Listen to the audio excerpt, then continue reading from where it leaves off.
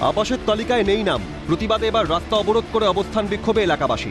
কোচবিহার ১ নম্বর ব্লকের সুটকাবাড়ি এলাকার ঘটনা। সাধারণের প্রতিবাদে সামিল সুটকাবাড়ির অঞ্চল সভাপতি সিরাজুল হক। আমরা কি মুসলমান থেকে আমাদের কি ঘর পাবো না? আমরা কি মমতা দিদিকে জিতেই না? ভোট তো আমরা দেই, কিন্তু ঘর কেন পাইলাম না?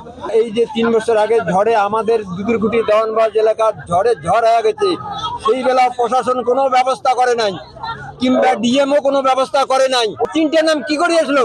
এটা ডিএম এর ক্যাপাসিটি। আমরা মুসলমান এলাকায় এই সুটকাবাড়ি অঞ্চলে 10,000 ভোটে দিদিকে জিতাচ্ছি। এই যে আগে যে কেন্দ্র সরকারের লিস্ট ছিল, সেই লিস্টে আমাদের নাম 750। এবার আমাদের মমতা ব্যানার্জি সার্ভে করতে পাঠালো, অরিজিনাল লোক ঘর পাবে। এই সার্ভেতে দেখা গেল আমাদের যে ভাঙচুরের ব্যাপার ছিল, সেইও ঘর পাবে। তার জন্য 11 লাখে আমার 750 ছিল, এবার 12 লাখ হলো। 750 জায়গায় কিভাবে আমার 440 হলো। প্রতিবাদে বিক্ষোভ কর্মসূচি থেকেই পদত্যাগ করলেন সুটকাবাড়ি গ্রাম পঞ্চায়েতের 21 জন পঞ্চায়েত সদস্য, 3 জন পঞ্চায়েত সমিতির সদস্য ও দলের অঞ্চল সভাপতি সিরাজুল হক নিজে।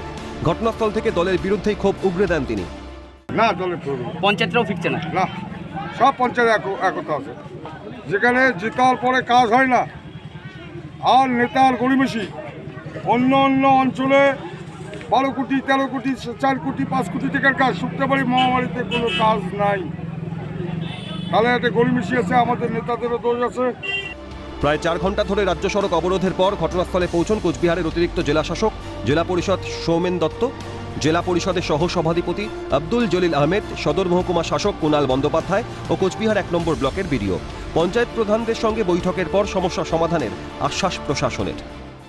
সমস্যা সমাধান হচ্ছে, কত নিয়ম আছে, নিয়মের মধ্য থেকে ক্ষোভ বিক্ষোভ মানে বহুত দিনের ক্ষোভ ছিল, সেগুলো একটা আলোচনার ভিত্তিতে যাতে প্রবলেম সলভ হয়, সেটা এডিএমকে পাঠাচ্ছে। কোনো পদত্যাগ করবে না, সবাই ঠিক থাকবে। হ্যাঁ, কথা হয়েছে। আমাদের ওনাদের যে গ্রিভেন্স আছে সেটা নিয়ে আমরা প্রশাসনিকভাবে যেটা করার আমরা করছি। কোচবিহার থেকে শশীকেশ রায় রিপোর্ট, ক্যালকাটা নিউজ।